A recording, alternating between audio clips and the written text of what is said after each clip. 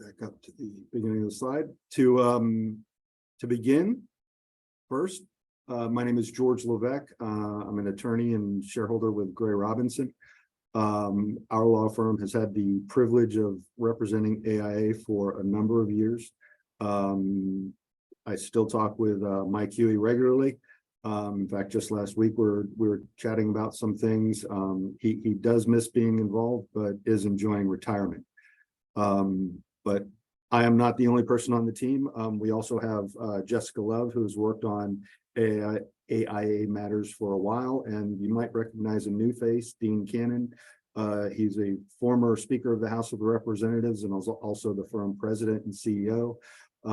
There was a bill that we called him in from a special bullpen call to bring him in on Senate Bill 7026 that dealt with higher education finances and university CCNA. We called him in hopes of that we'd be able to either derail that or get some relief from what the Senate president was prioritizing. Ultimately, that didn't work out quite the way we wanted to, but he was more than willing to jump in and help us on that effort. But before we talk about the legislative session, it's probably a good idea to understand who the players are. When you start with Florida government, you usually start at the top.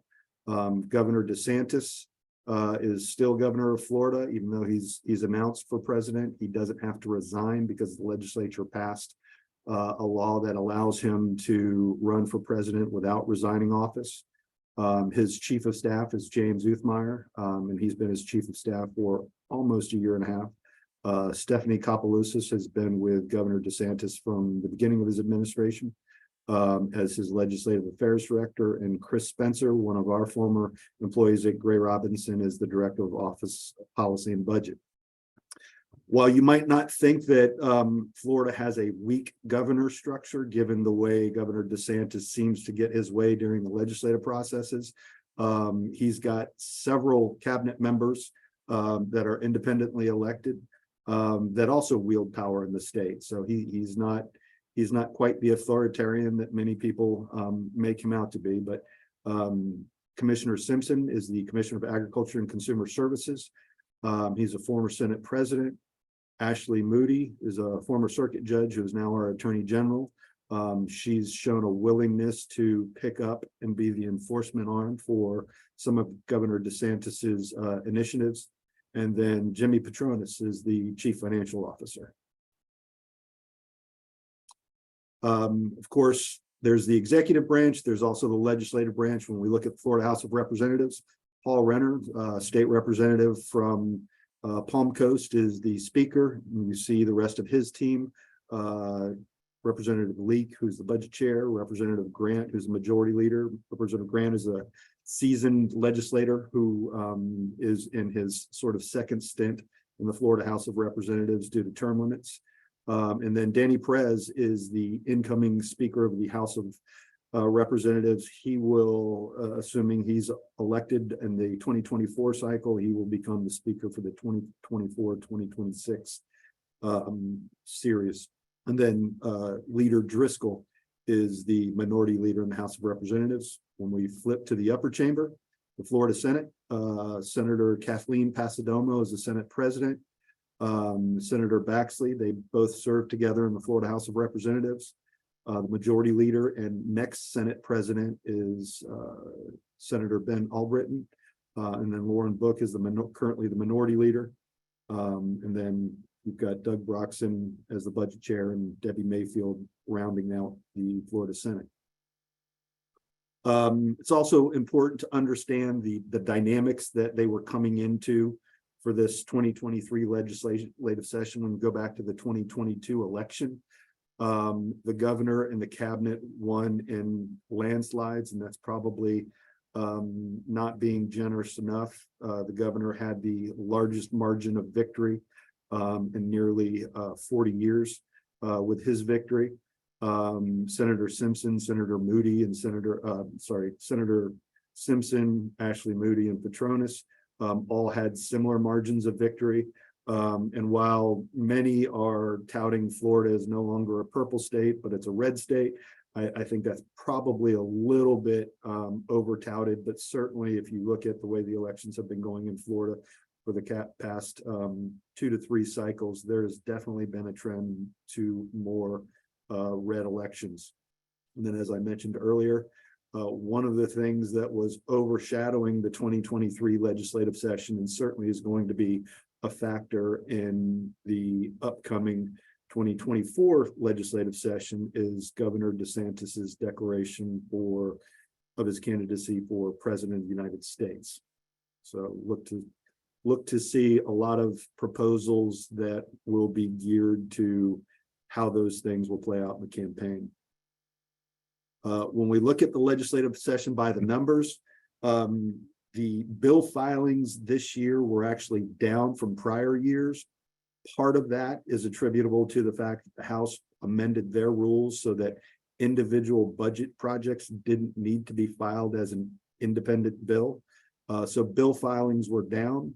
But when you look at what they actually passed, bill passage rates were up significantly. In fact, they were nearly double what they've been for probably the last decade. So while there were fewer bills in consideration, they were certainly more active in proposing bills. So far, probably about 70%, 80% of the bills that have been passed have been transmitted to the governor. There are several that are still waiting to be sent, but of those, 239 have been signed by the governor, and 2 have been vetoed. And so let's talk about what some of the leadership priorities were this session. When you look at what the governor was pushing, you see a lot of the things that have sort of played out, both on the national level, have been playing out here in the state in terms of some of the culture wars. And certainly Governor DeSantis, to the extent that he's a Republican governor, pushing some of these ideals, it has been very aggressive in pushing them through the legislature. One of those is House Bill 3, which tamps back the idea that investing, or at least investing of public dollars, should be designed or geared to environmental, social, or governmental reforms. And so House Bill 3, in a nutshell, restricts the ability of those who are managing funds on behalf of public entities in Florida from using anything other than pecuniary interests in making those investment decisions. Moving over to Senate Bill 1718, that bill also looks to carry on some of the frustration with some of the electorate related to the way some of the federal elections laws work, and looking to do what it can to insulate Florida from some of those burdens and shift those burdens back to the federal government. And then finally, on this slide, Senate Bill 450, which revises the death penalty. Several years ago, based upon a U.S. Supreme Court decision, Florida revised its death penalty provisions to require a unanimous jury verdict before someone could be sentenced to death. They have walked that back in this bill. Again, for those who might not have been following Florida politics, the governor has been in a spat with Disney and the Reedy Creek Special District. In a special session, the legislature effectively repealed the Reedy Creek Special District. One of the fallouts from that legislation was that the Reedy Creek Board, before they were completely dissolved, went in and made some agreements with Disney that were intended to insulate the special district and Disney from future acts of the legislature or the governor. That bill was an effort to essentially undo some of those and shift the balance of power away from the special district board. One of the other things that has been a hot topic of discussion is data privacy and big tech. The legislature passed a bill 2 years ago that was ultimately held unconstitutional. This is the legislature's next effort to provide some type of both data privacy and insulation from big tech, particularly as it relates to children. Linked to that discussion was the use of technology in public schools. And one of the outgrowths of that was that based upon what the legislature passed this year, certain platforms like TikTok are no longer able to be accessed in public education facilities or on public Wi-Fi systems. But the governor wasn't the only one that had priorities. The Florida House of Representatives, led by Paul Renner, also had their priorities. One of the things that they have been pounding on for a while is the use of public dollars for economic development proposals that they view as being ineffective for economic development. And so they have fought to repeal Enterprise Florida and many of the tax programs managed by Enterprise Florida. Ultimately, what the legislature was able to achieve this year was they did repeal Enterprise Florida and a few of the more minor tax incentive programs that were there, but the bulk of those economic development tax incentives were actually transferred to the Department of Economic Opportunity as part of the repeal of Enterprise Florida. So in that regard, the House was, working to get whatever compromise they could. The Senate was very opposed to eliminating some of those tax proposals. Another idea that was advanced by the House was the idea of constitutional carry. And in this, the House will propose a constitutional amendment that allows people to essentially carry firearms without permitting. And then finally, there was a bill that looked at tort reform. Tort reform issues have always been a hot button issue in the legislature. And in this most recent session, trial lawyers were losing some of the juice. They've been able to kill several tort reform bills over the past probably 5 to 8 years. But this year there were a couple of tort reform bills that advanced. One of them reduced the statute of limitations for negligence cases from 4 years to 2, and eliminated several attorney fee claim provisions, or changed them so that they were no longer one way, where the attorney's fees could only be awarded against, say, for example, an insurer, but could also be awarded against a claimant who is suing. Some of the other priorities of the House were the school choice bill. For the first time in the United States, there's effectively what is universal school choice based upon House Bill 1. The House also looked to advance some other education initiatives related to House Bill 1069. Some of this, again, is some of the culture wars that are playing out on both gender-related issues, as well as parental choice and parental involvement in education.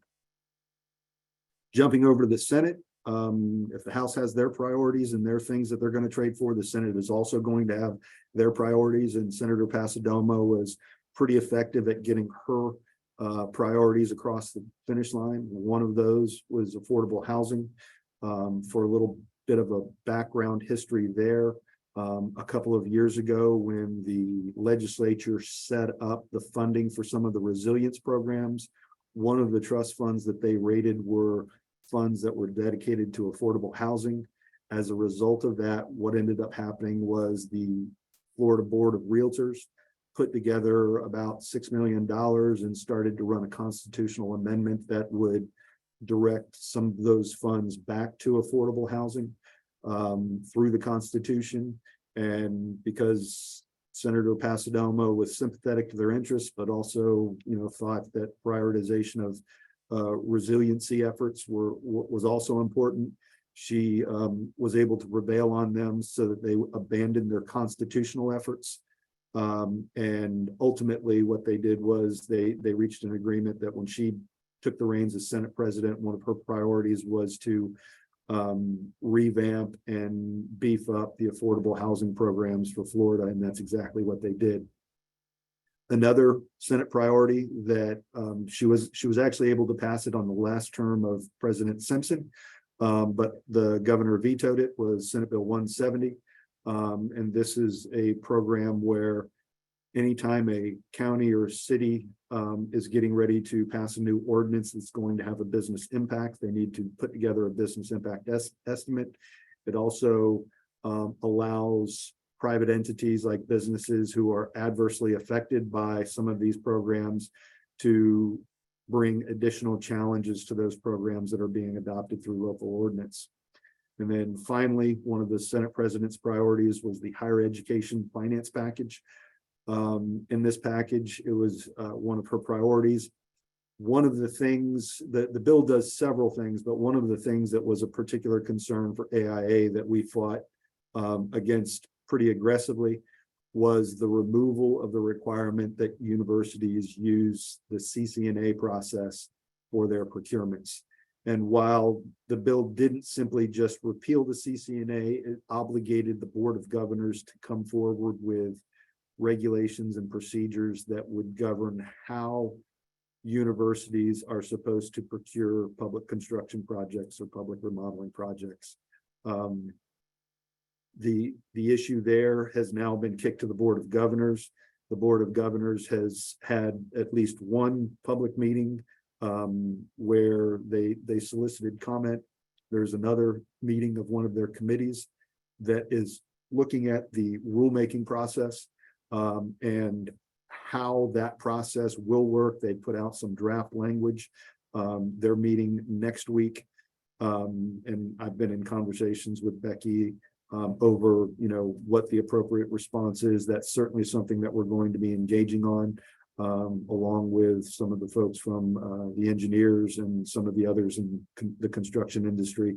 We've all raised some significant concerns. At this point in time, we're sort of speaking to blank faces. We don't know necessarily where they're going to go. We're still optimistic that we might be able to prevail on them to put something in, but that is something that is going to be an ongoing process. As you can see from the slide, they have to have those regulations developed and in place by October 1st, 2023.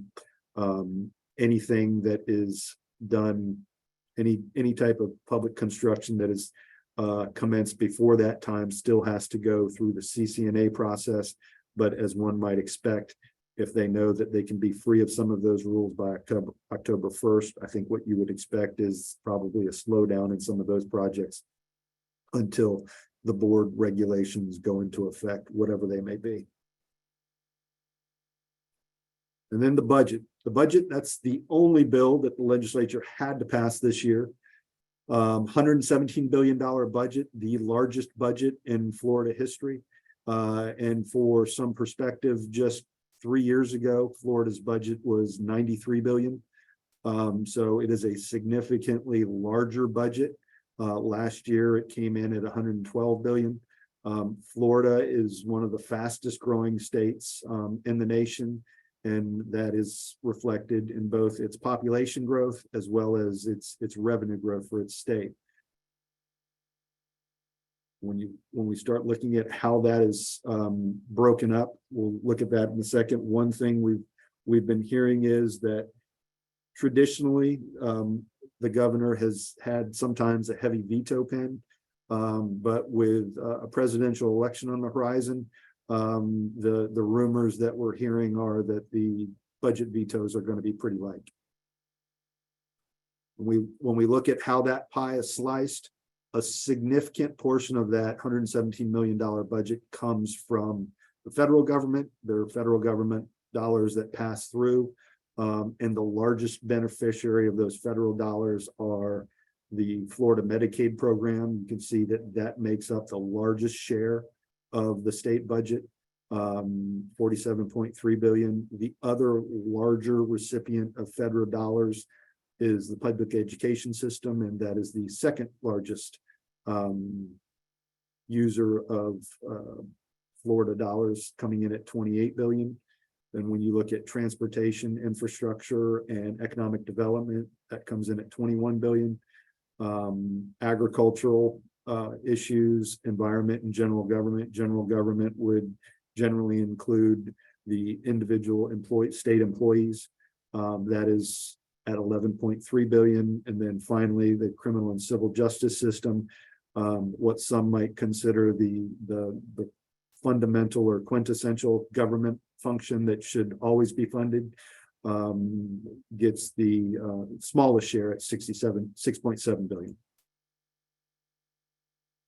Highlighting some of the items that were priorities. One of those was cancer research, 27.5 million for the Casey DeSantis Cancer Research Program. Also, for those who follow some of the budget battles that have taken place over the years, one of those was expansion of access to kid care.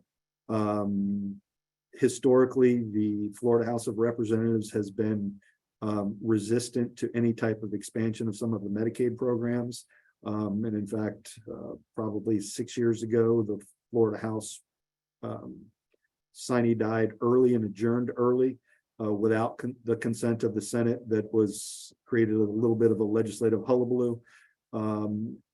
And that was all over the expansion of Medicaid. But, you know, as term limits occur and you get new representatives, they become open to new ideas. And in this regard, they expanded Medicaid to cover both greater access for children, as well as some expansion to provide greater maternal health using telehealth. Some of Florida counties are some of the lowest in the nation for infant mortality rates. And so that program is designed to improve the mortality rates of infants in some of those pilot areas. Education. Again, Florida, in terms of its general revenue dollars, prioritized education. There was a significant increase in per student funding. Part of that per student funding was also tied to the expansion of the universal voucher program that was passed. Also included in that were teacher salary increases at 252 million, and also providing additional funds to local school districts for the school safety programs, both for operational needs for school officers, but also infrastructure needs to make sure that the ingresses and egresses to the facilities are safe and are able to be secured.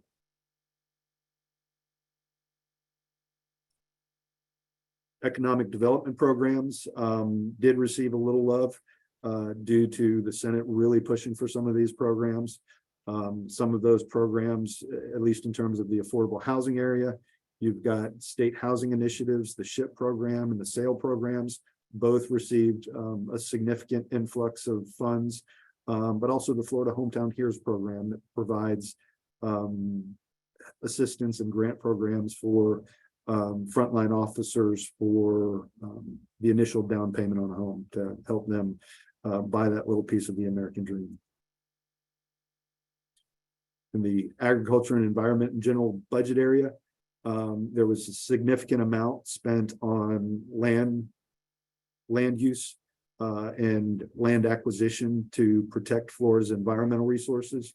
As Florida has continued to grow, one of the attractants for folks outside of Florida is our natural resources, our parks, our beaches, and some of the natural areas, natural wildlife areas. We want to preserve those.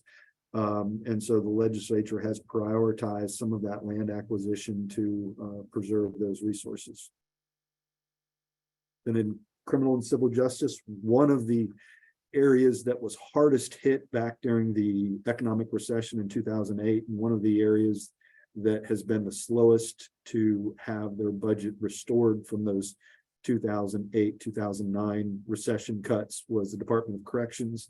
They were able to receive a significant influx of money. One of the things that they perennially struggle with is employee retention. They've got high turnover rates. They've also got high vacancy rates. It's hard to get qualified individuals into the prison system as guards and nurses and other programs that are required to keep the prisoners who are, in prison safe. So they received a significant amount of funds there. One of the other programs that received funds was a local government drone replacement program. With everything that's going on at the geopolitical level nationally, there have been significant concerns with the number of local governments and governmental law enforcement entities that use drones made in China.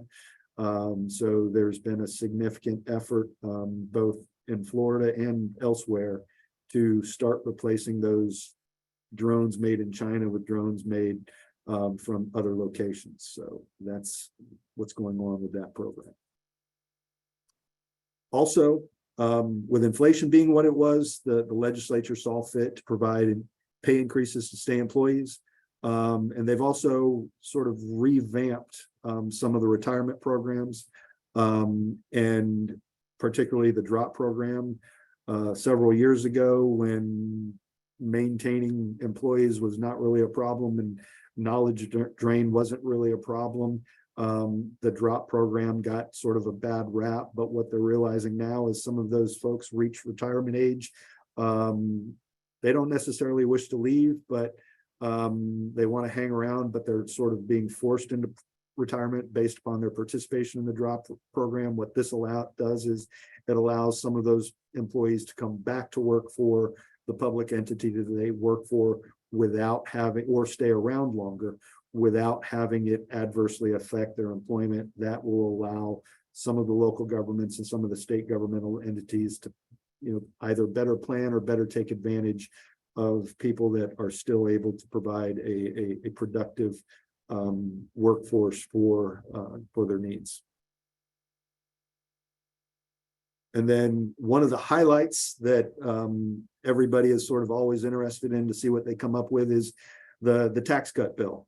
And what the legislature has done is they've continued that program this year with a number of one-time sales tax holidays. There's a business rent tax that was relief that was provided, and they also provided a permanent sales tax exemption for gas stoves, and that was somewhat in retaliation to Governor Biden's administration in terms of the way they were proposing to handle gas appliances. Other areas where they've provided some tax relief are toll programs, the Freedom Summer Sales Tax Holiday, with today being Flag Day. Flags are tax exempt this week. There's also a back to school holiday that has become pretty traditional. This year, they also expanded it to the beginning of 2024 because, anytime you're getting ready to go back to school at that midway point, you still need to buy more supplies. And so they're sort of expanding that notion there. Disaster preparedness, because we're now in hurricane season. That is something that is designed to make it easier for people to harden their homes. And then the new one that was started last year is the Tool Time Sales Tax Holiday that provides sales tax exemption on things that are designed for construction purposes. So if you're doing home remodeling and you need to buy a new drill or something like that, those are the time periods where you'll want to look at making those purchases. And we'll roll over some of the things that were important to AIA as we were working our way through this process. One of the areas is resiliency and flooding. Florida has 1,350 miles of coastline and relatively low elevations. So it's particularly vulnerable to coastal flooding, but also being a state with low elevations, it also has a pretty high water table. And when you have a lot of rain coming in suddenly, whether it's inland or whether it's on the coast, that can create issues for flooding. House Bill 111 continues what was started back in 2020 with Senate Bill 178. For those who don't remember, Senate Bill 178 required public entities to do what they called Apologize, hold on a second. I've lost my notes.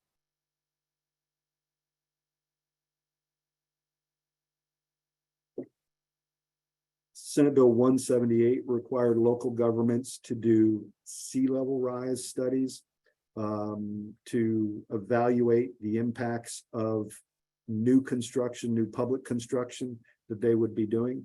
And it required them to use the available scientific and engineering research and generally accepted industry practices to assess those risks, to mitigate and to adapt and reduce the risk where they could.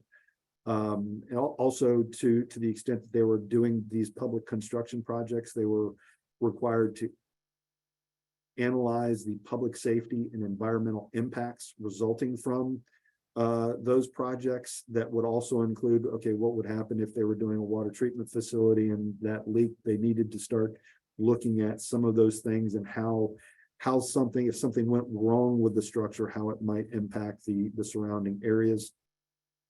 What House Bill 111 does, it expands on that, and it requires that a local government, before commencing that construction of either critical assets or historical cultural assets, to do the sea level rise risk assessment and the slip study. It requires them to do that in any area where there is a risk to sea level rise, not just within the coastal building zone. It also provides a definition of what critical assets are.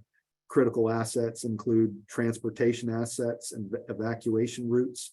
So that would include airports, bridges, bus terminals, ports, major roadways, marinas, and rail facilities. It would also include critical infrastructure like wastewater and stormwater treatment facilities, drinking water facilities, electric production and electric supply facilities. It would also include critical community and emergency facilities that would include schools, colleges, universities, community centers, correctional facilities, any of those facilities that might be used as a government shelter in terms of with respect to a crisis. One of the things that was left undefined in that bill was historical and cultural assets. It also, House Bill 111 also expanded the application of the Florida Resilient Florida program. That program was designed in 2021 to enhance the effort to protect Florida's inland waterways, coastlines, and shores. The program provides grant funding opportunities under that trust fund to the statewide flooding and sea level rise resilience plan. Costs of community under that program, counties can receive grants to fund community resilience planning that would include the necessary data collection for those efforts. It can also provide funding to perform those vulnerability assessments that identify and address risks of inland and coastal flooding. It can also cover pre-construction activities for projects to be submitted for inclusion in the statewide flooding and sea level rise resilience plan.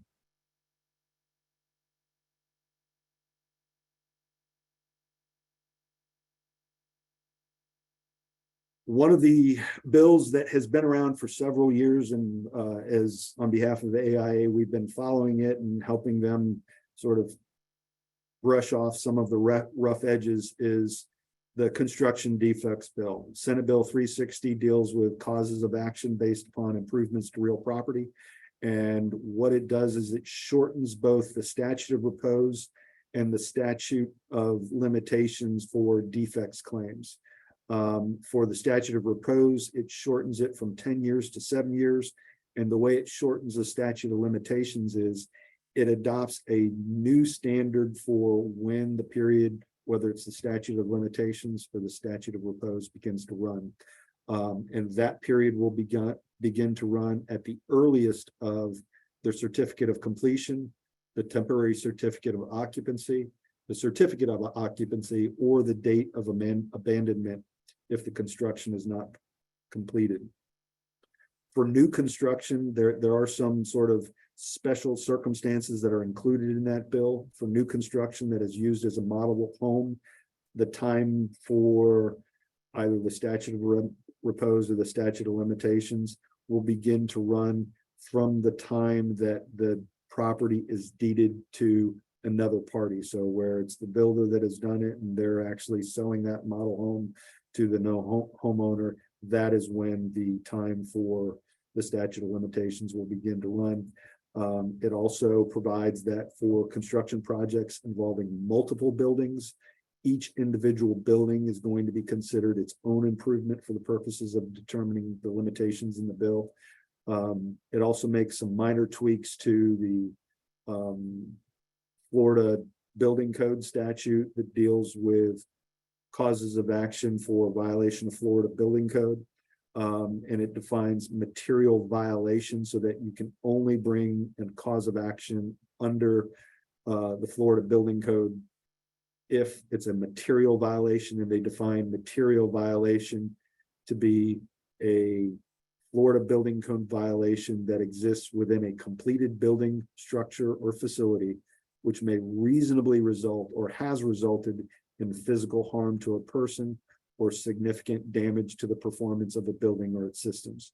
For those who are not too familiar with the way some of that litigation has played out in the courts, a lot of times what they will do is they will find these little nitpicky little building code violations that did not materially impact the building structure, but they will assemble enough of those together and include those as part of their claims for construction defects. And this is designed to tamp back some of those litigation efforts.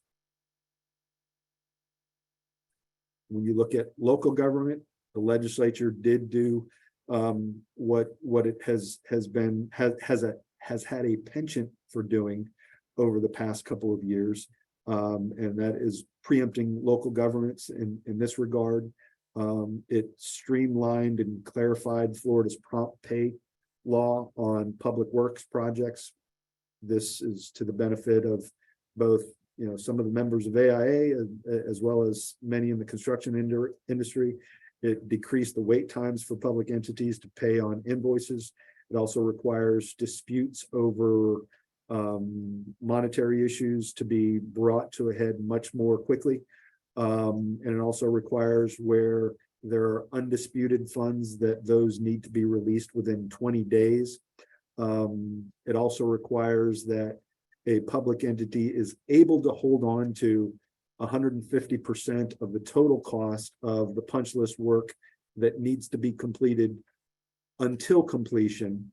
But it also requires that the contractor that's performing those services to provide an estimated cost to complete those items on the statutorily required punch list.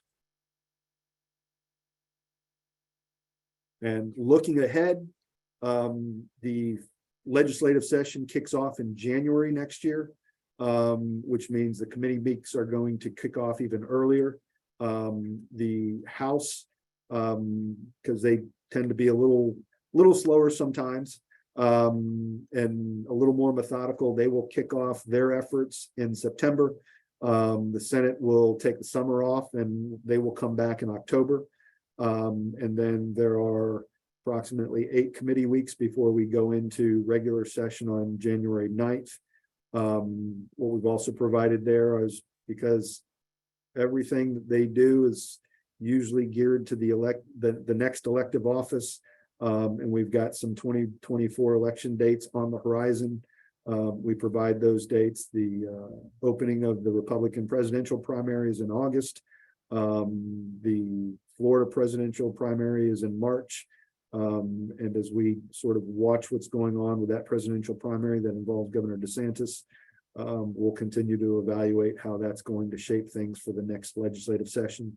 And then, of course, looking forward to 2024, the November general election is November 5th, 2024. It's a presidential election that will also see half of the Senate up for election, as well as all 120 members of the Florida House.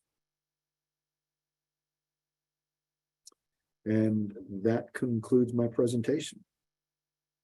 Thank you, George. Thank you so much. Very informative. If you have any questions, you can put them in the question and answer box, the chat box, or actually use the raise hand function on the bottom of your screen. And we already had one come in for you, George, so I'll read it to you. Okay. Can you touch on the state legislators' continued effort to remove architecture and interior design from licensure, regulation, or requirements? What is the impetus for this, especially in light of excluding lawyers, which the majority of the legislature is? And I appreciate the question. I didn't include a lot of stuff that failed because there was quite a bit that was still left on. That was one of the bills. What I will tell you is, having had several conversations with the Senate sponsor, this is an idea that has been advanced by some of the national conservative organizations. And there's a perception it's not just architects and engineers and those in the professional design. It's really a concept that is more broad than just those. It also extends to doctors. If they could extend it to lawyers, they would extend it to lawyers as well. In fact, I had a couple of conversations with the Senate sponsor, and he would love to extend it to lawyers. Unfortunately, in Florida, lawyers under the Constitution are regulated by the Florida Supreme Court, so the legislature can't regulate them. But the concept is that at bottom, there's probably a general set of standards that if the professional meets those standards, we shouldn't make it harder for them to come into Florida. Florida being a growing state, conversations that I've had with the Senate sponsor, they articulate they want this to be something that incentivizes people to move to Florida and make it easier to do so that they can move to Florida, find a job, meet some of these areas, like, for example, in nursing, where we're having a hard time meeting the nursing shortage, teachers having a hard time. We hear from some of our education clients about the difficulty about finding good qualified teachers. That's sort of a concept behind what's at issue there. I think there are flaws with some of their ideas because, as we've argued to the senator and the House sponsor, when you look at the way Florida licenses architects, particularly, we already have a fairly aggressive reciprocity program, so that if you're licensed in another state and that state has very comparable requirements in terms of education, testing, and experience, that it's pretty easy for you to get licensed in Florida. And as proof of that, more than half of our members live in other states, are licensed in other states, but are also licensed in Florida. And so the effect of what he was trying to do, we felt, and we argued this to him, is you're just making it easier for, say, somebody out in California or somebody in New York to get licensed in Florida and steal Florida work. They're not going to come and live here. They're not going to come and bring their tax dollars here. They're going to stay wherever they are, and they're just going to do the work from there. And that's not, if your idea is to get them here, your bill isn't really going to do that much for architects in Florida. So that's a bill that died. I think one of the reasons why it died was the arguments that we were making. While it didn't necessarily convince the Senate sponsor, I think the Senate president and the House speaker recognized that that was an idea that probably still needs a little work. The way the Senate bill was effectively drafted, that bill would have applied to not just folks in architects, engineers. It would have also applied to cosmetologists. It would have applied to doctors. It would have applied to nurses, all sorts of professionals, basically any type of regulated professional. There were different carve-outs that were included in that bill. One of the carve-outs was for attorneys for the constitutional reasons. One of the other carve-outs was for accountants. And when we start looking at that, there's no reason an accountant should really be treated any differently than an architect. The sort of dirty little secret there is that the first committee of reference had an accountant as a senator, and the only way he was ever going to hear the bill was if the accountants were called out. And so that's, unfortunately, in the sausage making process, that's the way some of the policy gets set sometimes. But in the grand scheme of things, where they were going with that was the idea that they want to make it easy for people to move to Florida and become gainfully employed. Thanks, George. Sounds like we need an architect to run for the legislature. On another note, there is a follow-up to that question. How do we block or stymie the push for delicensure at the legislative level? We already hold the monthly record for discipline for incompetent individuals. I'm not sure about that fact, but maybe the first part. Okay. I think one of the ways that we do that is continuing to engage with our elected representatives to understand who we are and what we do. As somebody who's gotten to know AIA over the last couple of years and being my dad is a general contractor, so I was generally familiar with what architects do. I have learned so much more about the value add and the importance of having that type of professional advice in the design process.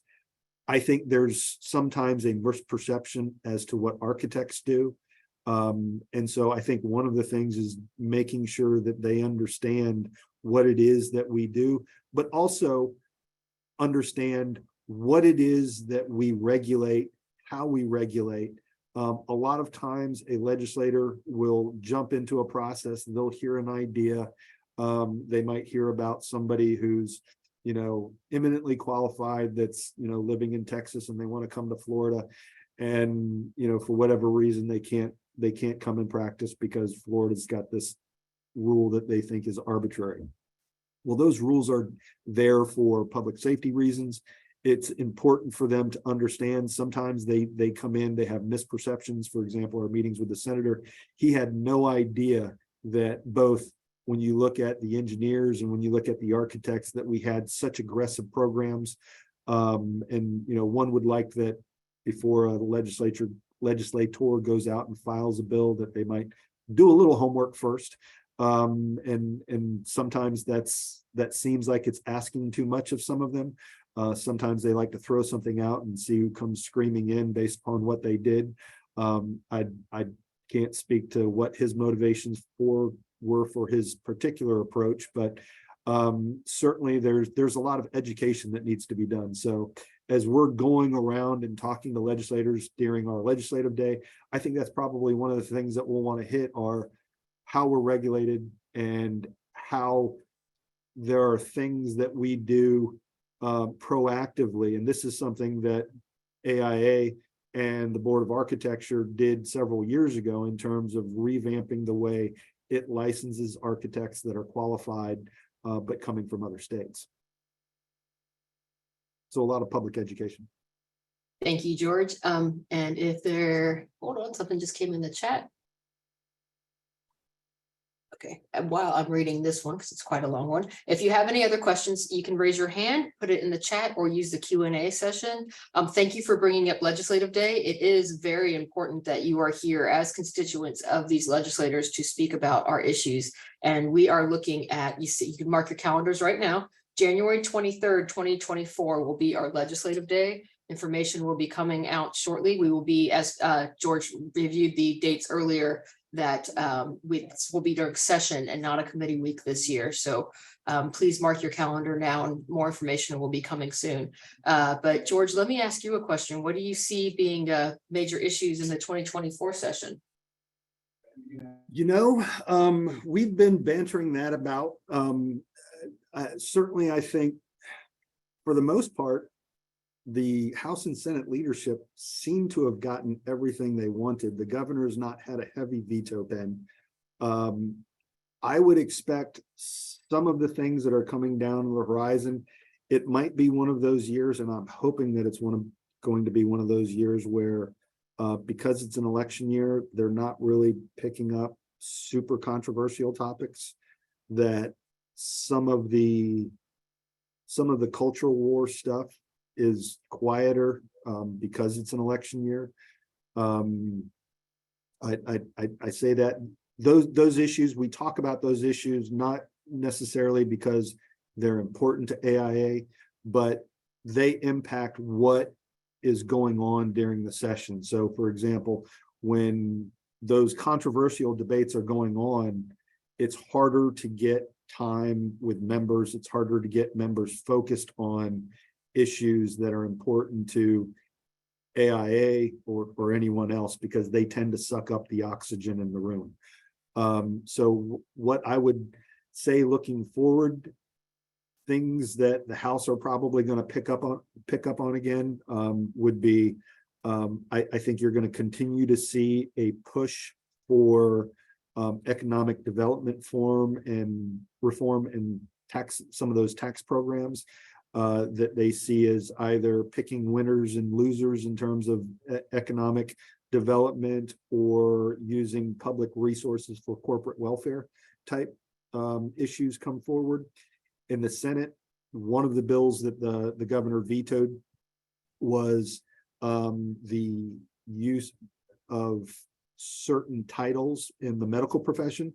I think what you're going to see, as well as broadly, not just in the medical profession, but also in some other areas, I think you're going to see that bill come back, maybe in a little bit different form, because that was one of the Senate president's priorities.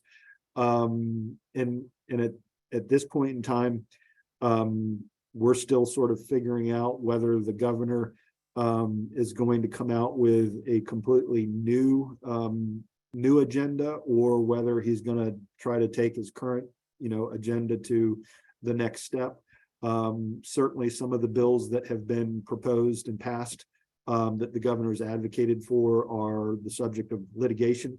I think some of the things that are probably going to be taken up during the next legislative session are legislative fixes based upon how some of that litigation plays out, whether it be fixing what a court found to be deficient, or where court upheld it, maybe taking it to the next level, whether it be in the areas of some of the education laws that they passed, or whether it be in some of the election or something else.